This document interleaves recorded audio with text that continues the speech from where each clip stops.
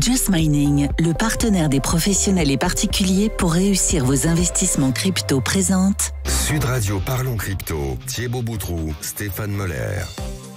Et bonjour à tous, bonjour Thibaut, bienvenue sur l'antenne de Sud Radio, vous écoutez Parlons Crypto. Aujourd'hui, nous allons parler vin et crypto et comprendre comment tout cela peut cohabiter. Bonjour Stéphane, effectivement aujourd'hui une émission assez intéressante dans laquelle on va voir comment ces technologies peuvent s'incorporer un petit peu dans un des fleurons du patrimoine français. Ouais, la crypto est miscible dans le vin. Et oui, chaque semaine, Thibaut Boutroux et moi-même sommes heureux de vous accueillir ici sur l'antenne de Sud Radio pour partager avec vous notre passion des cryptos. Vous avez donc entendu parler du Bitcoin, de l'Ethereum et de l'émergence des cryptos. Vous avez envie de comprendre cet univers qui s'offre à nous. Alors décryptons pas à pas au fil de nos émissions cet univers passionnant. Thibaut, vous êtes associé fondateur au sein de la société Just Mining. C'est ça. Stéphane, on peut te retrouver ici tous les soirs de la semaine à 19h20 pour l'émission Conseil de famille. Tu es associé au sein du cabinet de conseil en gestion de patrimoine via Wealth Management et on partage ici notre passion commune pour l'univers des crypto-monnaies. Alors chaque semaine, nous tâcherons de comprendre quels usages on peut faire de toutes ces cryptos, de ces blockchains et en quoi tout ceci va changer notre monde. Aujourd'hui, comme chaque semaine, cette émission aura donc deux parties. Tout d'abord, Thibaut et moi ferons le tour d'un concept que nous allons approfondir. Et aujourd'hui, Thibaut, nous allons évoquer les NFT comme outil pour soutenir le marché du vin. Et vous verrez, c'est passionnant. Et pour mieux comprendre les enjeux, nous allons recevoir Louis de Bonnecase, qui est le CEO du Wine Button Club. On y reviendra. Il est associé à Maxime Garot, qui lui est le CPO. Il nous expliquera ce que c'est qu'un CPO du Wine Button Club. Alors, on le rappelle, comme chaque semaine, cette émission n'a pas vocation à délivrer quelconque conseil en investissement. Ici, on s'intéresse un petit peu plus aux fondamentaux et on essaye à travers des témoignages, des porteurs de projets, des applications, de vous faire comprendre comment finalement la blockchain et les cryptos vont s'imposer, prendre une place progressivement dans votre quotidien et dans la société de demain. Alors Thibaut, est-ce que tu peux nous expliquer ce que c'est qu'un NFT en préambule ? Ouais, ces fameuses trois lettres. Bon, je pense qu'aujourd'hui, tout le monde a un petit peu compris ce que c'était, mais si on veut revenir un petit peu dessus, NFT, ça veut dire non-fungible token. Donc le principe de non-fungibilité, c'est quelque chose qui n'est pas interchangeable. Donc si je prends par exemple deux pièces de 1 euro, on peut les inverser, elles sont fongibles, ça ne changera rien à leur valeur. Si je prends par exemple la Joconde, si je prends une photo et que j'encadre une Joconde chez moi, c'est pas la même Joconde, c'est deux choses qui sont non fongibles. Le NFT en fait est un certificat numérique qui permet d'amener cette propriété d'unicité, de rareté dans le monde numérique, chose qu'on n'arrivait pas à faire jusqu'à aujourd'hui. Et après, ça peut prendre différentes formes, donc on entend beaucoup parler dans l'art, mais il y a plein d'applications, dont une hyper intéressante aujourd'hui qu'on va évoquer. Oui, parce que donc cette semaine, on va s'intéresser à l'alliance de ces deux mondes que tout oppose finalement, celui de la blockchain et des nouvelles technologies et celui du vin, produit historique du patrimoine français quand même.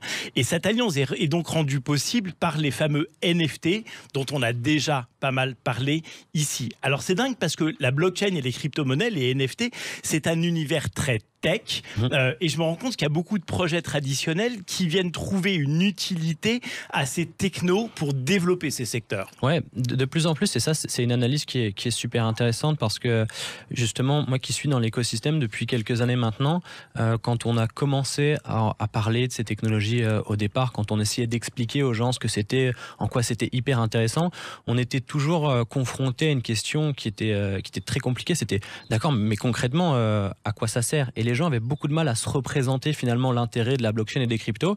Et aujourd'hui, on commence à avoir des usages réels, des applications qui rentrent dans le quotidien et ça permet vraiment aux gens de matérialiser ce que la technologie peut faire et ça facilite beaucoup la compréhension. Oui, je me souviendrai toujours de la tête de mon père quand en 1995, je lui montre un ordinateur connecté à Internet avec zéro usage et zéro application, qui me regarde et qui me dit « Ah, c'est ça ? Mais ça marchera jamais, ton truc. » Ouais, mais c'est un peu ça, c'est intéressant. Et ce qui est top avec ces usages-là aussi, c'est que ça permet de dépasser un petit peu la dimension financière et spéculative qu'on entend beaucoup autour des crypto-monnaies. Ça permet de montrer que c'est un outil technologique en fait à la base et ça peut aller plus loin que ça et s'appliquer à plein de choses différentes. Oui, c'est ce qu'on voit au fur et à mesure de nos émissions d'ailleurs. On reçoit des tas de porteurs de projets qui ont des projets qui sont absolument passionnants autour de cet univers de la blockchain et on s'aperçoit finalement que ça peut porter énormément de types de projets différents. Ça veut dire que demain, on trouvera des applicatifs autour de la blockchain sur absolument tout type de projets et de secteurs. Ouais, c'est possible en fait de la même manière qu'aujourd'hui on trouve des des usages applicatifs autour d'Internet dans tous les secteurs d'activité, même ceux qui sont beaucoup moins tech, ben, on va prendre progressivement cette direction avec la blockchain. Et en fait, plus on avance dans le temps, plus on maîtrise ces technologies, plus on comprend son potentiel, plus on a des gens qui travaillent et qui vont étudier. Donc ça ne veut pas dire que tout va marcher, il y aura certainement des flops, et puis il faudra s'inspirer aussi de ça pour construire, mais en tout cas c'est la direction qu'on prend. Ouais, donc il y a vraiment énormément de parallèles avec l'univers de l'Internet. Ça veut vraiment dire que dans tous les secteurs d'activité, un peu comme avec l'Internet, il y a des dérivés applicatifs autour de la blockchain et des cryptos. Ça va vraiment changer le monde dans tous les domaines. C'est ça. En tout cas, ça va apporter des alternatives et des nouvelles solutions. Alors, dans certains secteurs, ce sera plus ou moins pertinent, plus ou moins utile. Ça ne veut pas dire qu'on sera obligé de tout faire avec la blockchain et les cryptos, mais en tout cas, ce sera une solution qui s'offrira à nous et de manière totalement naturel sans qu'on ait besoin de le préciser. Aujourd'hui, si tu fais quelque chose qui est dans un univers totalement traditionnel, tu vas pouvoir utiliser Internet pour avoir juste un site de vente ou quoi, et tu n'as pas besoin de mentionner que tu fais un site Internet, c'est absolument logique. Mais demain, on utilisera certainement la blockchain et les cryptos, certains de ces outils, pour faire des choses sans qu'on ait besoin de le mentionner. Alors, ça m'amuse beaucoup, parce que plus j'y repense, plus ça me fait penser à tout ce que moi j'ai pu vivre. T'étais pas né, j'arrête pas de lui dire, Apex, à l'époque de l'émergence de l'Internet. Et donc, on va justement s'intéresser à un secteur très traditionnel aujourd'hui, un secteur même culturel en France, puisqu'on va parler de vin. Et je dois dire que je suis très curieux de cette émission, et étant moi-même un grand amateur de vin, ça aussi, me le dit souvent, et un ex-négociateur en vin. Donc vraiment, ça m'amuse beaucoup de savoir quel usage on va pouvoir trouver au travers des cryptos et des NFT en particulier dans ce secteur du vin. On se retrouve dans 3 minutes après une courte page de publicité pour la deuxième partie de notre émission avec Louis de Bonza, qui est le CEO de la société, et Maxime Garot, qui est le CPO. On nous expliquera là quelle est la différence entre ces deux postes. À tout de suite. Sud Radio Parlons Crypto, Thibaut Boutroux, Stéphane Moller. Vous êtes donc sur Sud Radio et vous écoutez Parlons Crypto. Aujourd'hui, nous parlons donc de NFT et de vin, deux mondes supposés opposés qui se rencontrent aujourd'hui grâce à une initiative française. Nous sommes donc en compagnie de Thibaut Boutroux, mon acolyte, avec nos invités de la semaine, Louis de Bonnecase, CEO du Wine Bottle Club, avec Maxime Garot, qui est le CPO de la même entreprise. Donc blockchain, bitcoin, mining, finance décentralisée, métaverse, et aujourd'hui un zoom sur une application des NFT sur le marché du vin. Donc aujourd'hui, nous recevons Louis et Maxime. Pour nos éditeurs qui viennent de nous rejoindre, Louis, est-ce que tu peux te présenter ? Oui, bonjour Stéphane. Déjà, merci de nous accueillir sur cette émission. Donc, je suis Louis de Bonnecase, comme vous l'avez dit. Je suis le CEO du Wine Bottle Club, qui est donc un projet NFT, qui est en fait la finalité d'un projet construit depuis plusieurs années et qui vise à regrouper en fait deux mondes opposés, comme vous l'avez dit, celui du vin et celui de la crypto-monnaie et de la blockchain en règle générale. Alors Louis et Maxime, d'où est-ce que vous venez tous les deux ? Avant d'être dans l'univers du vin et de la crypto, quels sont vos parcours respectifs ? Alors on est à Bordeaux, évidemment établi. Moi personnellement, je viens de Tarbes, dans les Pyrénées. Voilà. Une petite pointe d'accent. Oui. Et qu'est-ce que tu as fait avant d'être le CEO du Wine Bottle Club ? Alors, je suis directeur général d'une boîte de négoce. Donc, un négoce en vin, je vous expliquerai un petit peu après de quoi il s'agit. Donc, je suis déjà dans le vin depuis le départ, en fait, après mes études. Donc, voilà. Et toi, Maxime ? Alors, pour ma part, Maxime Garot, merci aussi pour l'invitation. Alors, je suis le CPO du coup du projet, et mon background, du coup, c'était d'être... C'est quoi CPO ? Alors en fait, ça va être le spécialiste du produit, mais aujourd'hui j'ai quand même plusieurs casquettes. Déjà d'être là par exemple, ou dans tout ce qui est négociation, parce que mon background c'est qu'à la base je suis commercial. Après j'ai évolué où j'ai créé une agence web. Voilà. Donc c'est un technico-commercial. C'est ça, on comprend le point de jonction. Et toi, donc, tu as été commercial avant, tu as créé une agence web, et donc c'est naturellement que tu es arrivé à l'univers des blockchains et de la crypto. Exactement, alors j'avais de l'appétence aussi pour tout ce qui était crypto-monnaie, comme beaucoup de personnes avant, à titre personnel. Et j'étais aussi commercial dans le monde du luxe. Donc voilà, on sait, le vin est proche du luxe aussi, enfin en tout cas sur notre projet. Voilà. Et donc, comment est-ce que vous êtes arrivé, comment est née cette idée du Wine Bottle Club et comment il se matérialise aujourd'hui au travers de ce NFT, et qu'est-ce qu'il va offrir comme service ? Voilà, c'est quoi le concept de votre club ? Alors pour répondre à la première question, qui est comment on en est arrivé à joindre les deux univers, finalement, je vais repartir un petit peu en arrière. Donc, comme je vous le disais, je suis négociant en vin. Donc, le négociant en vin, il a le statut de distributeur auprès des professionnels. Donc, il fait l'intermédiaire entre les importateurs, par exemple, dans le monde entier, et les propriétés. C'est un système assez à part à Bordeaux, où les propriétés sont chargées de faire le vin et les négociants sont chargés de le vendre. Donc ça, c'est le métier de base. Et en fait, comment on en est venu au crypto au départ, c'est que, donc, comme je vous le disais, c'est un marché qui est très international. Et quand j'ai commencé à m'intéresser à la crypto à titre personnel en 2016, je me suis dit, marché international, je vois qu'il y a le Bitcoin, c'est une monnaie qui est internationale. Parfois, on a des difficultés de paiement avec les Swift, etc., qui mettent plusieurs jours à arriver. Je me suis dit, il y a peut-être quelque chose à faire, en tout cas pour les paiements. Il s'avère en fait que c'était un échec, puisque les détenteurs de crypto ce ne sont pas forcément les entreprises. En tout cas, ce n'était pas le cas à l'époque. Et c'est pour ça qu'on a décidé en 2018 de créer BTC Wine, qui est un site de vente en ligne qui accepte la crypto-monnaie. Aujourd'hui, on fait 95% de notre chiffre d'affaires pour ce site en crypto-monnaie. Donc, c'est quelque chose qui fonctionne. Voilà, et l'idée c'était de créer on y reviendra après, donc nous on souhaite pas révolutionner le monde au travers de la blockchain, on souhaite révolutionner notre écosystème du vin, et c'est pour ça qu'en fait on a jalonné tout notre parcours dans ce sens. Donc on a un site web, BTC Wine, on a une boutique physique qui s'appelle la Crypte du Vin qu'on vient d'ouvrir dans le plein cœur de Bordeaux, qui accepte la crypto évidemment, donc l'idée étant d'avoir quelque chose de tangible. Et enfin, on a aussi créé, à l'époque, en même temps que BTC Wine, une cuvée qui s'appelle la cuvée Bitcoin, et qui est un peu... alors au début, c'était plus pour rigoler, puis finalement, ça a très bien marché. La première cuvée a été quasiment totalement vendue. Il nous en reste quelques-unes qui sont plus à la vente. Mais voilà, l'idée, c'était ça. Et en fait, j'avais créé un écosystème qui était viable. Le problème, c'est qu'il manquait quand même cette touche vraiment tech. Et c'est notre rencontre avec Maxime. En fait, on est 4 sur le projet, 2 plutôt dans la partie vin et 2 dans la partie tech. Donc notre CTO qui n'est pas là, Florent, qui vraiment s'occupe de l'aspect blockchain, etc. Et Maxime qui s'occupe vraiment du produit. Et cette rencontre, elle s'est faite entre les deux mondes. Ça peut paraître antinomique, mais c'est deux mondes qui se complètent. Mais c'est pour ça que c'est passionnant d'ailleurs. Et alors, comment est-ce que tout d'un coup, ce projet prend corps au-dessus de ce NFT ? Alors, le NFT, en fait, c'est la finalité et le départ du projet. Je vais vous l'expliquer. Mais comme vous le disiez très justement tout à l'heure, aujourd'hui, on en est à un tournant, comme on l'était dans les années 90 pour Internet. Donc, il y a quelque chose qui se passe. Il y a une technologie qu'il faut exploiter, qu'il faut utiliser dans la vie réelle. Et c'est là que les NFT viennent sublimer notre projet. En fait, ce qui se passe, c'est que les NFT, comme l'a très bien expliqué Thibaut, au départ, donc c'était un moyen de rendre infalsifiable, impossible à copier une œuvre numérique.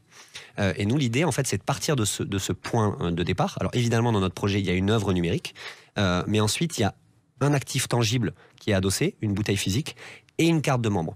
Et donc, en fait, le NFT, qui est un NFT, du coup, pour nous, utilitaire, il vise à cibler le consommateur de vin ou le détenteur de NFT pour pouvoir lui donner des avantages. C'est ça le concept. Et alors, qu'est-ce qu'il va trouver comme type d'avantage avec ce NFT ? Est-ce que c'est un peu comme quand j'achète un objet de luxe ou une œuvre d'art, c'est finalement mon certificat de propriété ? Ou est-ce que le NFT en lui-même a une valeur d'usage ? Alors c'est très intéressant, c'est pour ça que du coup on y a beaucoup réfléchi. C'est qu'on a commencé déjà par faire un NFT qu'on voulait backer. Par une bouteille physique. Ce que l'on a fait, du coup, comme vous pouvez le voir, on a 4926 NFT qui seront backés aussi par nos partenaires. Et on a réfléchi à ce côté artistique qui est très important dans le monde des NFT. C'est pour ça qu'on est accompagné par John Wan, qui est John Wan, un artiste qui a révolutionné le monde du graffiti à New York dans les années 80. Donc voilà, aujourd'hui, il y a vraiment plusieurs aspects. C'est avoir un NFT, une carte de membre, du coup, et une bouteille baquée. Après, pour les avantages, c'est les avantages du coup qu'on est alors, on en a déjà accepté. Le projet évolue, on en a de plus en plus. C'est pour ça qu'on est en négociation tous les jours avec les maisons, les propriétaires du coup des châteaux. Comme vous pourrez le voir rapidement sur nos réseaux, et aussi du coup avec des partenaires qui sont de la blockchain. Parce que c'est important aussi d'allier les deux mondes, que ce soit dans le vin ou dans le... Et c'est quoi les avantages quand on détient un NFT? C'est des allocations des châteaux pour avoir le droit d'acheter des bouteilles rares, c'est des dégustations.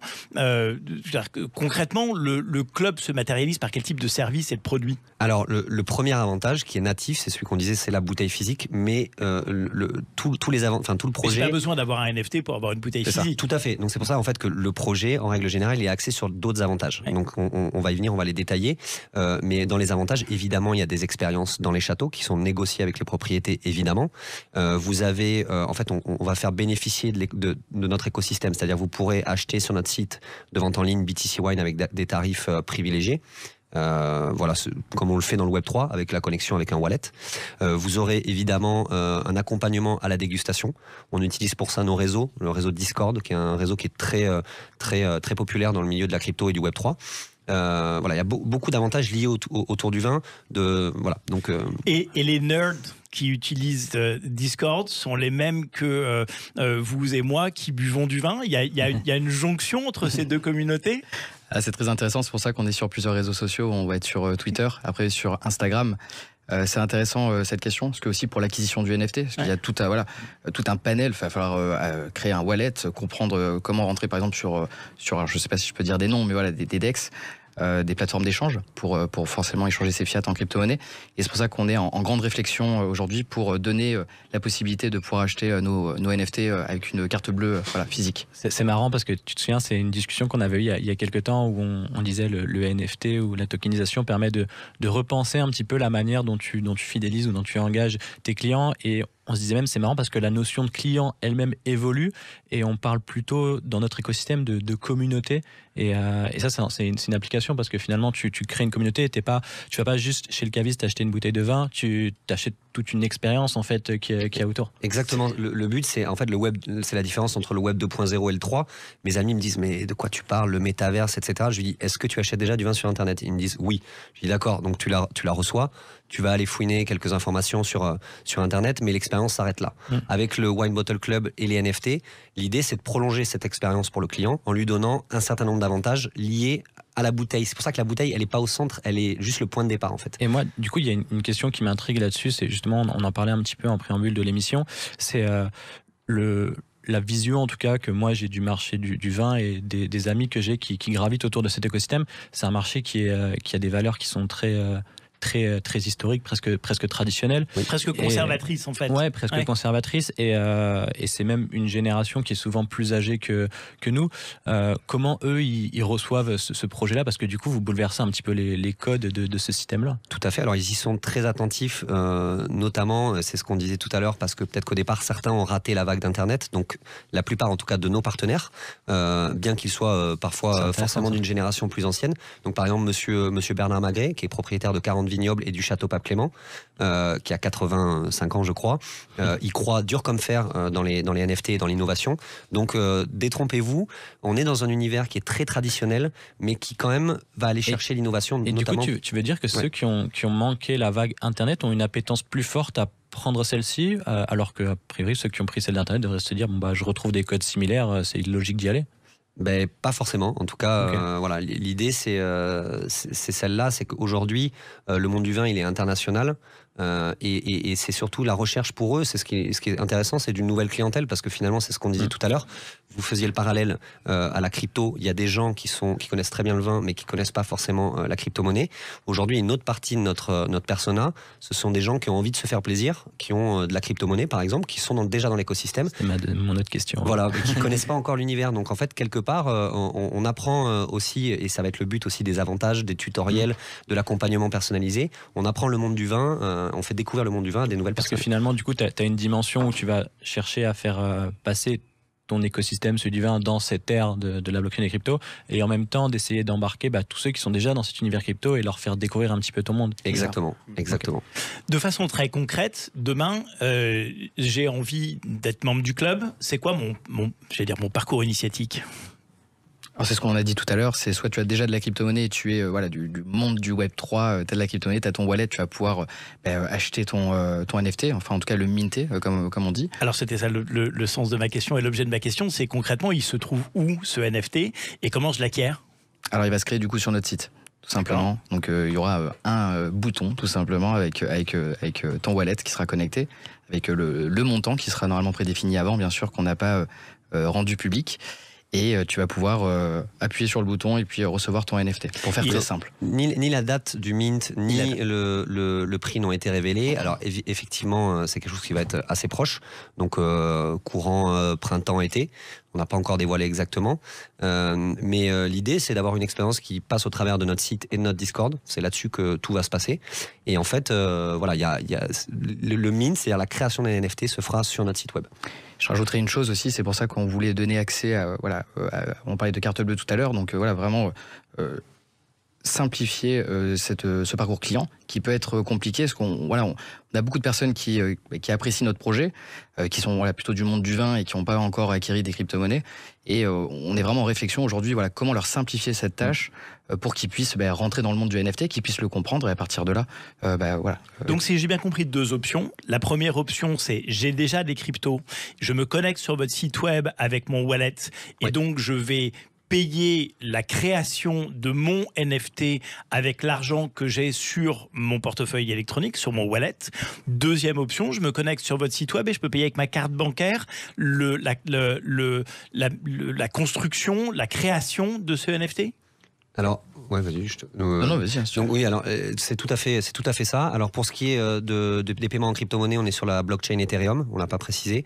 Pour ce qui est des paiements en monnaie fiat, c'est-à-dire en monnaie standard, actuellement, il y a des développements, par exemple de la part de MetaMask, etc. Donc on suit évidemment l'évolution des différents wallets. De toute manière, il y a de plus en plus d'outils aujourd'hui qui permettent de faire cette jonction, parce que l'idée, c'est aussi d'embarquer tous les gens qui sont pas familiers avec cet écosystème. C'est vrai que pendant longtemps, la porte d'entrée aux cryptos, ça a été Bitcoin. Aujourd'hui, grâce au NFT, tu as une porte d'entrée qui est différente. Et là, c'est super intéressant parce que tu vas pouvoir faire rentrer dans ton univers des gens qui sont familiers avec l'univers du vin, qui vont venir pour cette application-là et non pas pour la dimension crypto qu'il y a derrière. Donc ça, c'est hyper intéressant. Exactement, tout à fait. Alors, si je continue le parcours, donc j'ai connecté mon portefeuille électronique sur votre site web, mon wallet. J'ai donc décidé que j'allais créer mon premier NFT. Est-ce que je sais à l'avance quelle bouteille est attachée au NFT que je vais créer? Alors là, c'est intéressant. Dans beaucoup de projets NFT, on est sur un random, donc c'est aléatoire. C'est là où j'allais en venir. Est-ce qu'il y a une dimension de loterie? Donc, c'est comme une loterie. Aujourd'hui, oui, tu vas pouvoir minter, donc créer ton NFT, tu vas le recevoir. Donc, il y a un système de reveal. On ne sait pas encore ce que tu as pendant quelques jours. Et c'est exactement ça. Et c'est là où on va jouer. C'est pour ça qu'on a un artiste international aussi sur le projet. Et aussi sur les bouteilles. Donc, tu ne sauras même pas quelle bouteille physique que tu auras. Sachant que sur les 4926, donc il y a 1500 bouteilles de cuvée Bitcoin de l'appellation Margaux, qui est sur notre nouveau millésime 2019, 1500 de l'appellation Pessac-Léognan, 1500 de Saint-Émilion Grand Cru, donc ça ce sont nos cuvées qui sont numérotées, et en plus de ça, évidemment, donc il y aura des grands crus, 180 bouteilles de Château Pape Clément, 180 bouteilles de Château Gruau-la-Rose et 60 bouteilles de Cheval Blanc. Enfin, il y aura 6 bouteilles, des bouteilles légendaires qu'on n'a pas encore dévoilées. Donc, celles-là, on ne sait même pas encore quelles seront les bouteilles. Et vous saurez prochainement, en nous suivant, quelles seront ces bouteilles. Donc, oui. Juste pour finir, en fait, ce qui est le lien, du coup, avec ce randomizing, c'est l'étiquette de la bouteille du NFT va, du coup, te dire quelle bouteille tu auras. D'accord. Donc, en fait, il y a 3 composantes, si j'ai bien compris. C'est au moment où le NFT va être révélé, je vais savoir quelle est la bouteille qui m'est attachée. J'ai l'étiquette en elle-même qui va se révéler à moi, et donc je sais quelle œuvre d'art numérique j'ai, et puis j'ai tous les avantages du club auxquels je vais commencer à avoir accès au jour où j'ai minté mon NFT. Alors tout à fait, il y a des avantages qui sont liés à la totalité des NFT, et il y a des avantages qui sont liés uniquement à certains. Donc c'est là en fait qu'on fait rentrer en jeu les propriétés elles-mêmes, qui donnent les meilleurs avantages pour les NFT qui les concernent. Et donc ça, je ne sais pas à l'avance quel avantage est lié au NFT que j'ai minté. Alors si ça, on va le communiquer progressivement. Donc les avantages sont déjà mentionnés de manière globale sur notre site web. Au fur et à mesure de notre communication, on va vous donner exactement les détails des avantages. Mais en effet, jusqu'au dernier moment, sachant que vous ne savez pas quel NFT vous allez minter, vous ne savez pas ce que vous aurez comme avantage. Alors, 2 questions, mais deux questions. La première, c'est est-ce que je peux revendre mon NFT ? Est-ce qu'il y a une valeur d'échange et où est-ce que ça s'échange et voilà. Ça, c'est la première question. Deuxième question, c'est est-ce qu'il y en aura d'autres ou est-ce que le club est fermé? Et troisième question, c'est est-ce que je peux un jour aller boire la bouteille de vin qui est attachée à mon NFT? Et dans ce cas-là, il devient quoi, mon NFT? En fait, 3 questions. Alors, c'est très intéressant comme question. Pour répondre à la première, du coup... Second market. Second market, ouais. Où est-ce qu'on peut revendre le NFT? Exactement. En fait, oui, c'est très important. Le second market, la rétention, forcément, parce qu'aujourd'hui, alors on en parlera après du NFT backé. S'il est plus backé, est-ce qu'il a encore une valeur? Aujourd'hui, du coup, si tu achètes ton NFT et que tu es, par exemple, voilà, tu aimes une bouteille, tu aimes une propriété, ce qui est intéressant, c'est que tu vas pouvoir la revendre. Et quelqu'un va pouvoir te l'acheter, alors soit à un prix plus élevé, après, c'est ce qui est probablement le but aussi, parce que tu as des avantages. Du coup, oui, tu vas pouvoir le revendre et quelqu'un pourra l'acheter, et par exemple, comme les légendaires, parce qu'on vous prépare une très bonne surprise à ce sujet-là, et tu pourras le retrouver sur OpenSea, qui est une des plus grosses marketplaces, la plus grosse marketplace en seconde market. C'est assez intéressant parce que tu rends aussi beaucoup plus liquide le marché du vin en fait avec ce procédé-là. Et si j'ai envie de boire la bouteille? Alors, si vous avez envie de boire la bouteille, nous, en fait, l'idée, c'est de suggérer de boire la bouteille. Les millésimes des bouteilles qui sont backées sont des millésimes buvables. On les a choisis volontairement comme ça. Et l'idée étant d'accompagner le consommateur en la dégustant. Donc ça, voilà, c'est pour répondre à votre question. Et pour répondre à la deuxième question... Qu'est-ce que ça devient, mon NFT, quand j'ai bu la bouteille? Alors, qu'est-ce que devient le NFT et après, qu'est-ce que devient le projet NFT? Parce que vous disiez, est-ce que ce sera le premier, le dernier, etc. Aujourd'hui, le projet NFT, finalement, c'est presque une levée de fonds dans la levée de fonds. Donc, on a évidemment levé un peu de fonds, ce que vous me demandiez tout à l'heure, pour nos besoins de communication. Pour le reste, en fait, la vente de NFT est comme une levée de fonds à elle-même, et le but étant de développer cet écosystème dont on vous a parlé tout à l'heure. Donc, la boutique physique, on a signé un partenariat avec une entreprise de métaverse et de réalité virtuelle. L'idée étant de créer la première chaîne de cave Web3. Donc il y a cet aspect-là. Il y a la marketplace, la plateforme de vente BTC Wine qu'on est en train de développer également. Et pour les collections NFT, après ça, on verra s'il y a d'autres collections. Pour l'instant, la collection de Genesis, voilà. Thibaut, pour conclure? Non mais ok, moi c'était ça. Mais du coup, est-ce que tu as une différenciation entre ton NFT? Est-ce qu'il prend une forme différente une fois que la bouteille est bu ou pas? Très vite alors. Pour l'instant, c'est pas réfléchi. Okay. Bon. De manière visuelle, pardon. Mais après, avec une plateforme de redeem, on pourra voir si le NFT est backé ou pas, en fait. Okay. Voilà. Bien sûr, on pourra savoir. Mais c'est pas le but aujourd'hui de vendre un NFT pour vendre une bouteille. C'est vraiment tout un aspect. J'ai bien compris. Alors, on arrive au terme de nos échanges. Merci beaucoup, Louis. Merci. Beaucoup, Maxime. C'était extrêmement intéressant. On va suivre l'évolution avec attention de ce projet. Vous avez déjà un nouveau membre. Merci, Thibaut, de nous accompagner de ton éclairage sur ces sujets qui sont passionnants chaque semaine. C'était Parlons Crypto sur Sud Radio. Retrouvez-nous donc chaque semaine à l'antenne de Sud. Ici, nous essayons de comprendre comment et pourquoi tous ces projets de crypto vont changer notre monde. Et en attendant, vous pouvez retrouver Parlons Crypto en podcast sur le site de Sud Radio et évidemment sur les chaînes YouTube de Sud Radio et de Parlons Crypto, chaînes auxquelles vous n'oublierez certainement pas de vous abonner. À la semaine prochaine, Thibaut. À la semaine prochaine. Avec Just Mining, le partenaire des professionnels et particuliers pour réussir vos investissements crypto.